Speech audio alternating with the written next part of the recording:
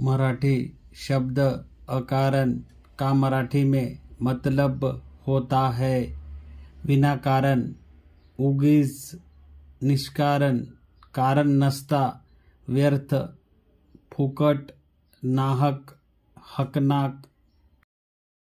मराठी शब्द अकारण का मराठी में मतलब होता है विना कारण, उगीच, निष्कारण, कारण नसता, व्यर्थ, फुकट, नाहक, हकनाक।